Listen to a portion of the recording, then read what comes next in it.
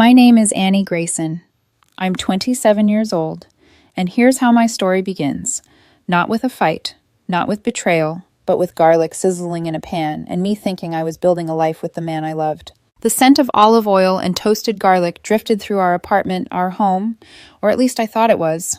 Sun-dried tomatoes softened in the skillet as I stirred slowly, letting the sauce thicken the way Tony liked it.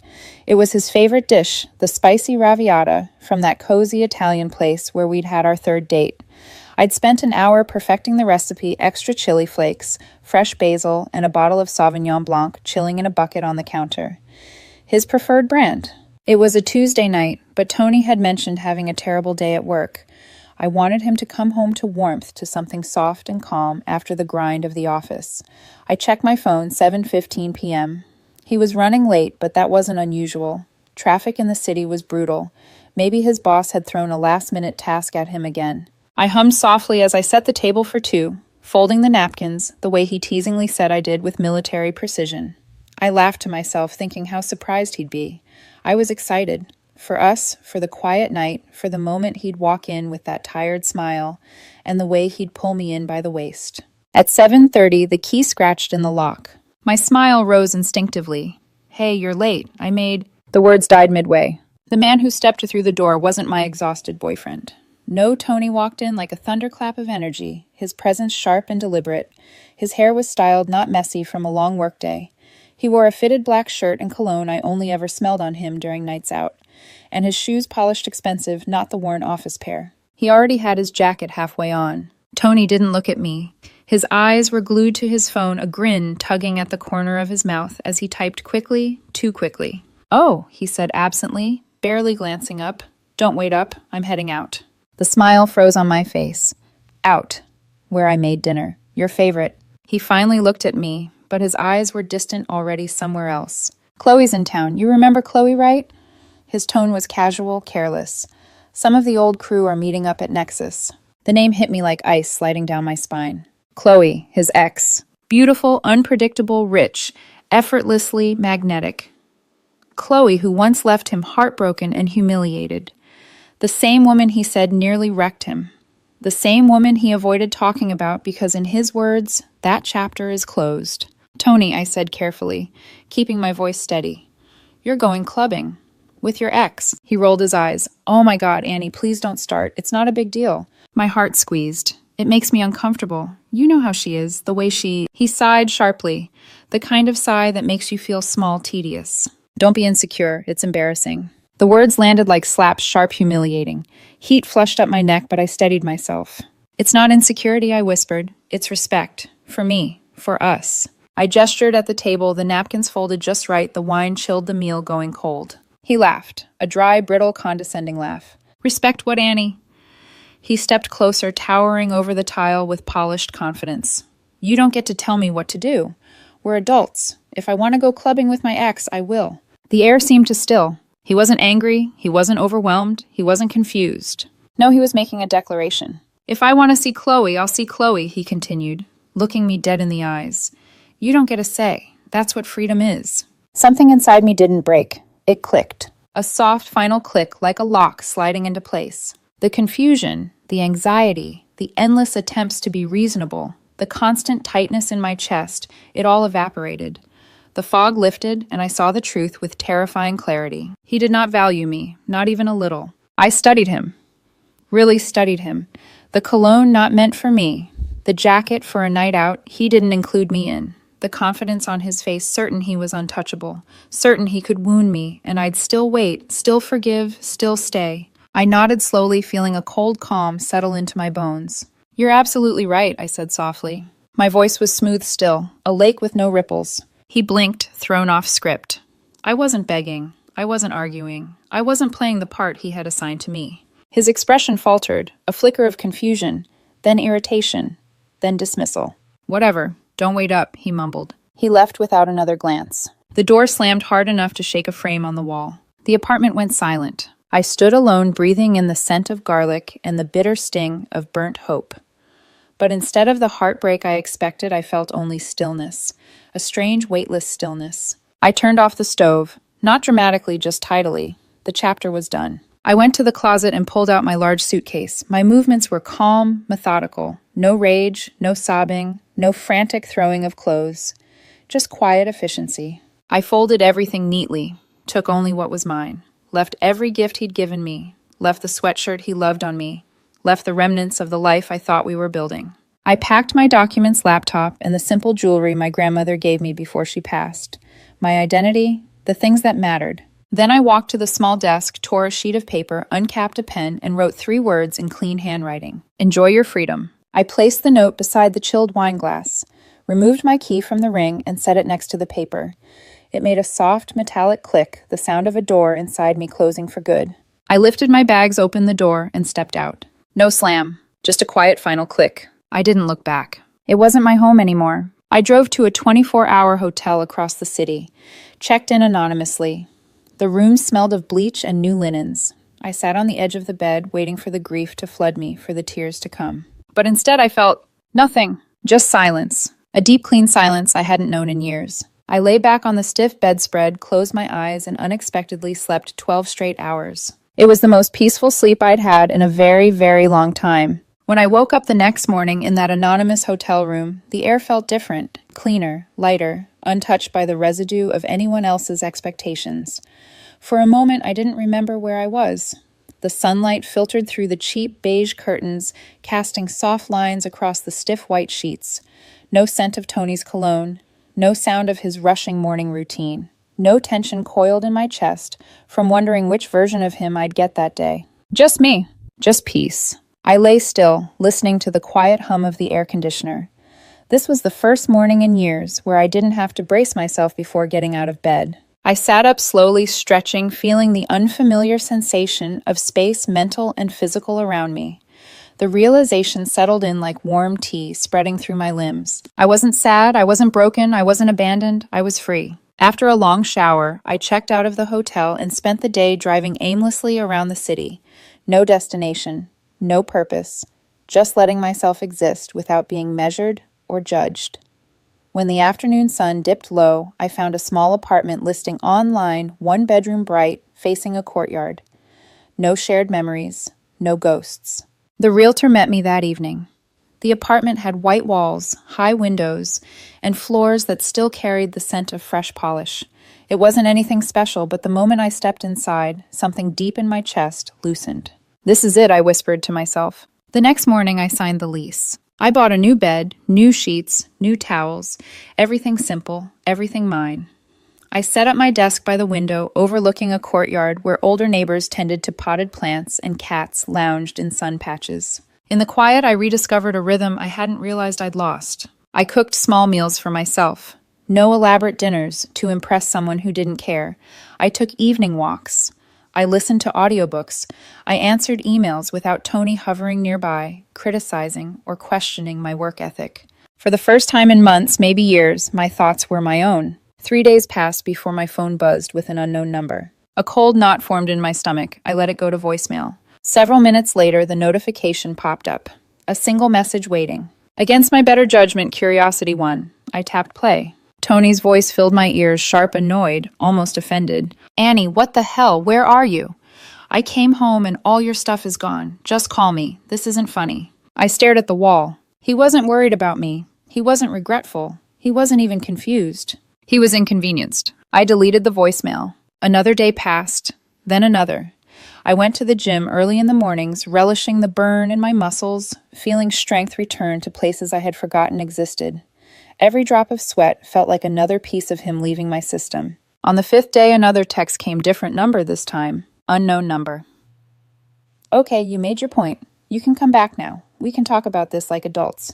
I stared at the notification, feeling something inside me click again.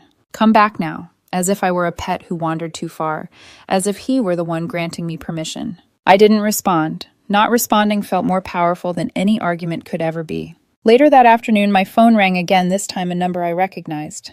Jess. A mutual friend, though far more Tony's friend than mine. I debated letting it ring, but I wanted to draw the line clearly to make my world impenetrable. I answered. Annie Jess's voice was tight, strained, laced with accusation. I just got off the phone with Tony. He's a mess. He says you just left. No warning. Nothing. What's going on? My silence wasn't meant to be rude. It was simply restful. She filled it quickly. What you did was really cruel, you know. You can't just ghost someone after 2 years. It's emotionally abusive. Cruel. That word echoed in my head, hollow and absurd. Tony had told me clearly, confidently, that my feelings didn't matter, that he'd do what he wanted with his ex, that I didn't get a say. I had simply stepped aside. I had given him what he claimed he wanted. Jess, I said quietly with no bite, no heat, no bitterness. There's nothing to talk about. She sputtered. Annie. I ended the call. And then I blocked her number 2. The boundaries were building, not out of spite, but out of necessity.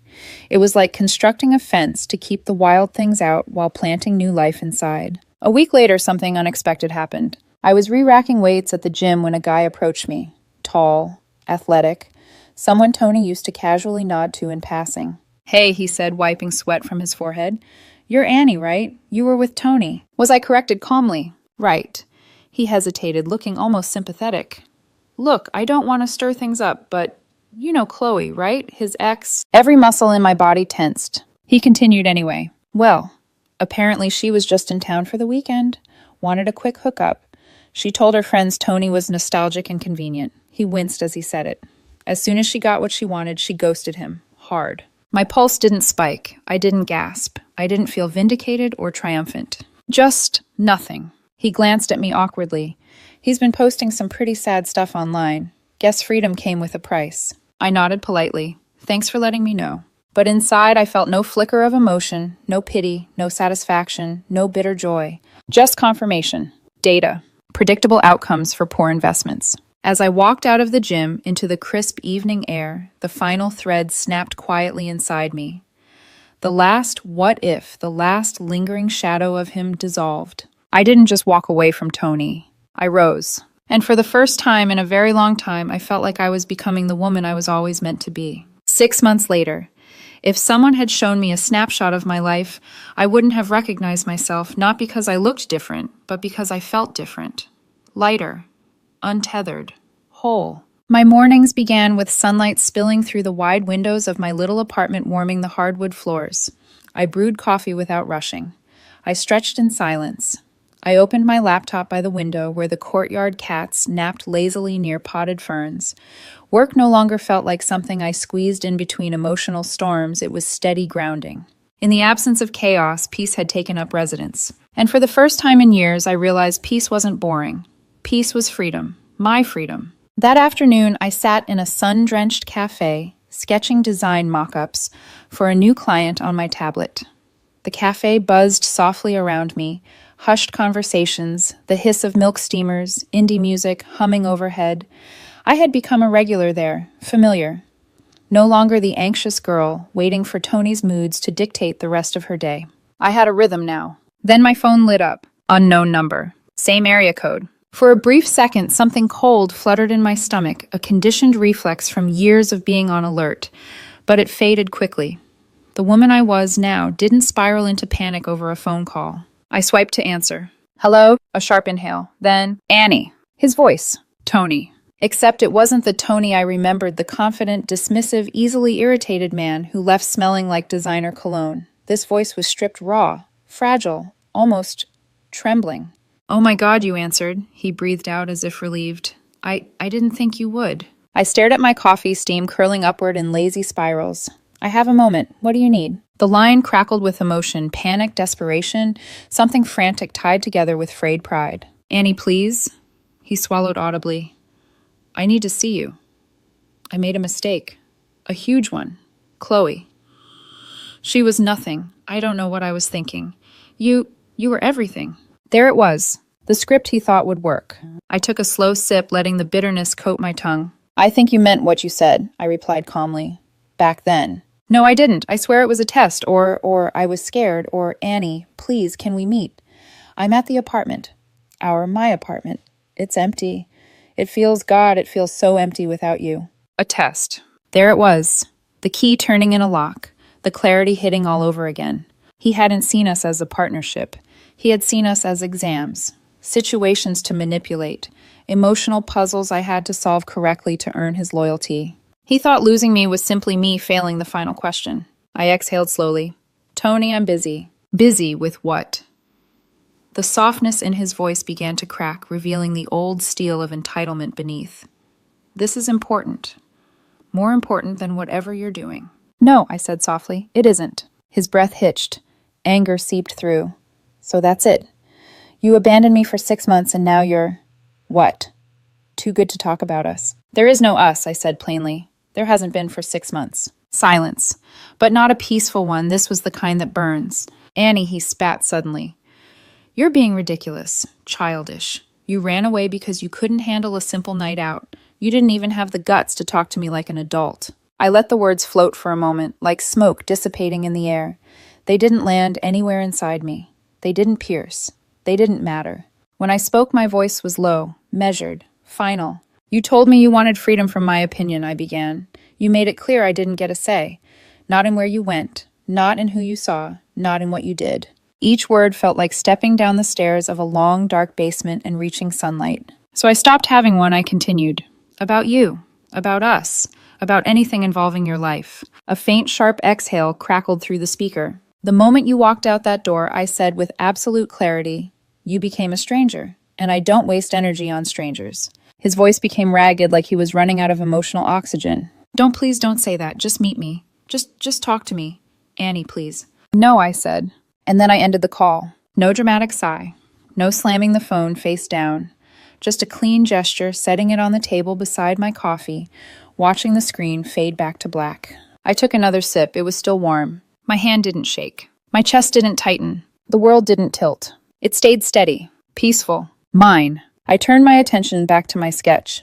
The lines on the screen began forming into a clean, sleek design, something new, something beautiful, something that belonged only to me. A week later, something unexpected and strangely poetic happened. I had agreed to meet a man for coffee. Nothing serious, nothing heavy. His name was Wayne, someone I'd met at a gallery opening. He had a gentle laugh, a thoughtful way of leaning in when he listened, and eyes that reflected more curiosity than ego. We sat at my usual cafe, sunlight pouring over the table, 2 cups of cappuccino steaming between us. As we talked about a terrible indie film we'd both seen, the bell over the door chimed. I didn't look up at first. But when I did, when my eyes flicked toward the entrance out of simple reflex, I saw him. Tony. And he saw me. Except he wasn't the polished man I'd once lived with. His clothes hung awkwardly, as if he'd shrunk inside them. His hair was messy, unstyled. There were shadows under his eyes, dark and hollow. He looked like someone who had been losing sleep for months. He scanned the room and froze when he saw me. His entire face shifted in slow motion. Shock, hope, realization, panic, pain. Then he saw Wayne. Saw the relaxed tilt of my shoulders. Saw the easy smile on my face. Saw me laughing, really laughing. Saw a version of me he hadn't seen in years. Our eyes met across the cafe. I held his gaze for less than a second. No anger, no triumph, no sorrow. Just polite, distant recognition. The kind you give a grocery store cashier you vaguely remember from somewhere. And then I turned back to Wayne. So, I said, picking up the thread of our conversation effortlessly, the cinematography was the only redeeming thing about that movie. From the corner of my eye, I saw Tony's face crumble. Truly crumble. The realization hit him all at once. He wasn't the villain of my story anymore. He wasn't the heartbreak. He wasn't the one who got away. He was Irrell Waynett, a footnote, a closed chapter. He left the cafe quietly, shoulders hunched, head down. I didn't watch him go. I didn't have to. I was already facing forward. Tony's face lingered in my mind for only a moment after he walked out of the cafe, just long enough for me to register the quiet collapse in his expression. That flicker of realization, that sharp sting of finally understanding what it meant to lose something he never thought he had to protect. But the echo faded as quickly as it came. Because I was no longer living in the echo of him. I leaned back in my chair, letting the late afternoon light warm my shoulders. Wayne was mid-sentence. He paused when he noticed my gaze shift, concern flickering behind his eyes. You okay? He asked softly. I smiled. A real one. Yeah, I'm fine. Better than I expected to be. He held my eyes for a few seconds longer, reading the truth in them. Then, without pressing, he picked up where we left off, diving back into our critique of the film we'd both sworn had potential, but ultimately failed, spectacularly. His voice came with a steadiness that reminded me how refreshing it was to sit across from someone who wasn't waiting for their turn to talk or looking for cracks in my confidence to exploit. We laughed. We sipped at our cappuccinos, and slowly the shadow of Tony's presence slipped out the door with him. That evening, walking home, the city felt alive. Bustling streetlights reflecting off sidewalks, still slick from the earlier drizzle, groups of friends spilling out of restaurants, the hum of traffic drifting like background music.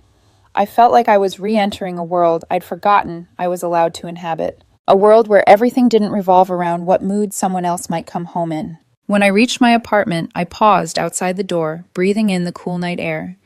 6 months ago, I'd walked away from a life that drained me in slow, almost invisible increments. And here I was now, steady, whole, unburdened. Inside the apartment was quiet, peaceful. My small bookshelf held only the novels I loved, not the ones Tony insisted were essential reading. My throw pillows didn't have to be arranged in a specific angle to avoid criticism. My fridge wasn't organized to his preference. My life was mine. I curled up on the couch, pulled a soft blanket over my legs, and opened a book. It hit me then how simple happiness could be when there wasn't someone constantly tightening your world around their comfort. For the next week, life followed that same gentle rhythm. I worked on client projects, met Wayne for coffee or a gallery. Showing, had brunch with 2 friends I'd drifted from while dating Tony. Every moment felt like returning to myself piece by piece. Then on a quiet Thursday morning, the universe delivered a cruel but strangely validating postscript to the story. A message buzzed in my inbox. Subject, you need to see this, from Jess. The name made my stomach tighten reflexively, but only out of memory, not fear. I debated deleting the email without opening it, but curiosity tugged at me. The message was short. Look, you don't owe him anything, but I thought you deserved to know what really happened with Chloe. Check her post. Jess. Below was a link Chloe's public social media page. A part of me wanted to ignore it. Another part, the part that survived years of second-guessing myself, needed proof that leaving hadn't been impulsive or dramatic. I clicked. The photo hit me first. Chloe, sitting on a rooftop patio at sunset, wrapped in a blanket, makeup smudged hair, unstyled eyes, swollen and glassy. The caption was a mess of heartbreak dressed up as empowerment. Never let someone use you for nostalgia. Some people only come back because they're bored, not because they care. The comments were even more revealing. Her friends comforted her. Others asked who she was talking about. One person hinted she'd been ghosted after someone promised to catch up and then vanished. Tony. He had been discarded twice by the same woman. And somehow in the fallout, he'd gone looking for the last place he remembered feeling admired. Me. I closed the tab slowly.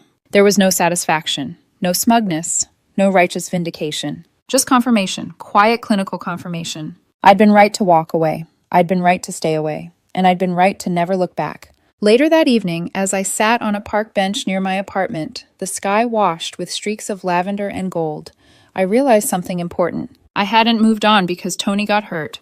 I hadn't healed because his life fell apart. I healed because I rebuilt my own. Piece by quiet piece. Brick by deliberate brick. This new life wasn't revenge. This new life wasn't a comeback. This new life wasn't a lesson for him. It was a home I built for myself. A home where I could breathe. The following weekend, Wayne invited me to a small gallery opening. As we walked through the space surrounded by sculptures and abstract canvases, he pointed out one particular painting, a swirl of gold and deep blue lines, twisting and intersecting like memories unraveling. What do you see when you look at it? He asked. I took my time before answering. I see movement, I said softly. I see someone breaking a pattern. He looked at me, not just at my face, but into the space behind it, the space where truth lived. That sounds like you. I didn't blush. I didn't shrink. I didn't dismiss the compliment the way I would have months ago conditioned to believe gentleness was weakness. I just smiled. Because he was right. We walked through the gallery's shoulders close enough to brush occasionally, but not because I was clinging to him for validation, because I enjoyed his presence. That was new. That was safe. Then, outside the gallery, under soft streetlight, he paused. Annie, he said gently, I know you've been through a lot. So if you ever want to take things slow, or if you ever want space, I'll listen. Just say the word. For a moment, emotions swelled in my throat. Not fear, not anxiety, just gratitude deep and grounding. Thank you, I whispered. I will. And I meant it, because the woman who once stayed silent to avoid conflict, the woman who once bent herself into smaller shapes to fit someone else's comfort was gone. In her place stood someone new. Not perfect, not healed all at once, but growing. strong, untethered. And the thing about finally knowing your worth is this: you don't fear losing people anymore, because you know you'll never lose yourself again trying to keep them. As we walked away from the gallery, the city lights glowing around us, I felt a quiet certainty settle inside me. Tony was the end of something. This was the beginning. The beginning of something new didn't arrive in a dramatic flourish. It didn't come with fireworks or sweeping music. It came in small moments, quiet, steady ones that accumulated like soft waves reshaping the shoreline. Moments that 6 months earlier I wouldn't have believed I was capable of experiencing without fear lingering in the background. It began on a Sunday morning. Early sunlight streamed through my apartment windows, painting warm, amber stripes across the floor. I brewed a cup of coffee, wrapped myself in a soft cardigan, and opened the window overlooking the courtyard. The older man, 2 floors below, was watering his plants, humming to himself. One of the courtyard cats stretched lazily in a patch of sun. I felt safe, safe in my own home, safe in my own thoughts, safe in my own skin. That safety hadn't existed when Tony was part of my life. Back then, every morning felt like a coin toss. Would he be irritable, dismissive, cold, annoyed at something I didn't even know I had done? Now, the only thing unpredictable in my mornings was what book I might read next. Later that day, I ran into Wayne near the cafe that had become my second home. He was carrying a tote bag full of art supplies and looked pleasantly surprised to see me. "Annie," he said with a warm smile.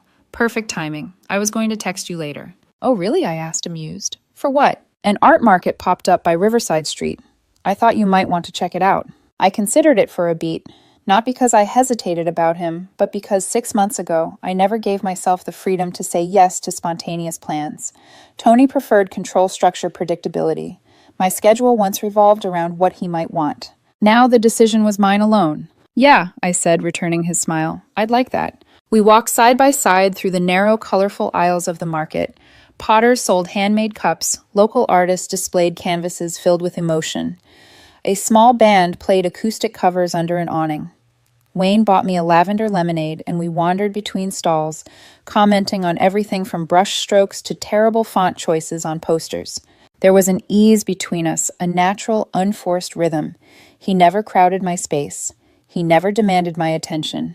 He simply existed beside me, and I found I enjoyed the steady hum of that presence. As we walked past a booth selling vintage jewelry, my phone buzzed. A number I didn't recognize. I froze, not out of fear, just instinct. Wayne noticed the shift in my posture. "You okay?" I looked at the screen. Blocked numbers had their ways of getting through new phones, new apps, new attempts. I didn't answer. I slid the phone into my pocket and exhaled. "Yeah," I said, "just not worth my time." He didn't push, he didn't ask, he didn't assume. He simply nodded. "Whenever you want to talk about it, I'll listen. No rush." That was all. A simple offer. A gesture of space, not pressure. And for reasons I couldn't quite explain, that meant more than any grand declaration ever had.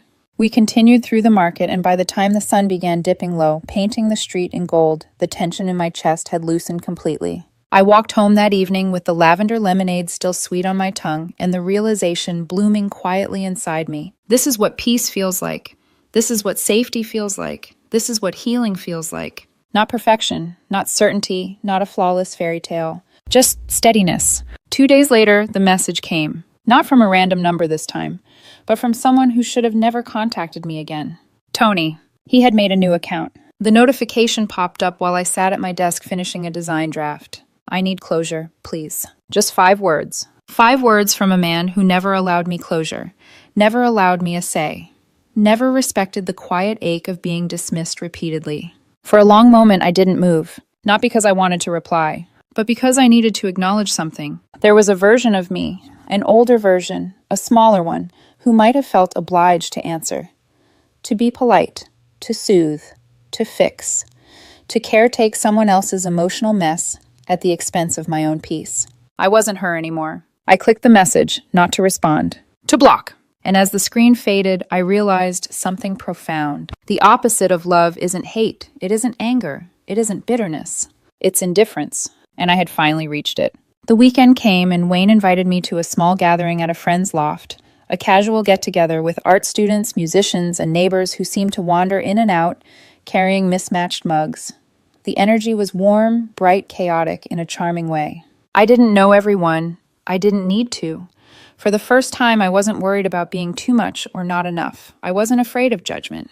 I wasn't waiting for the emotional temperature of someone else to shift beneath me. I laughed freely. I listened. I shared stories I hadn't shared in years. And I watched as Wayne observed me with a soft, patient admiration, not ownership, not expectation, just appreciation. By the time we stepped onto the rooftop terrace, city lights sparkling below the night air, cool against my skin, a realization washed over me like a warm tide. I wasn't afraid of beginnings anymore. Wayne leaned on the railing beside me. "You look peaceful," he said quietly. "I am," I replied. "For the first time in a long time. I really am." He nodded his shoulder, brushing mine lightly. "Not a claim, just a presence. Whatever comes next," he said, "I hope it brings you joy. You deserve that." I didn't blush, I didn't shrink, I didn't deflect. I looked out over the city, breathing in the moment fully. Because he was right. Not because someone said so, but because I finally believed it. And that was the real beginning. The beginning of a life I didn't need permission to live. The beginning of choosing myself without apology. The beginning of loving without losing who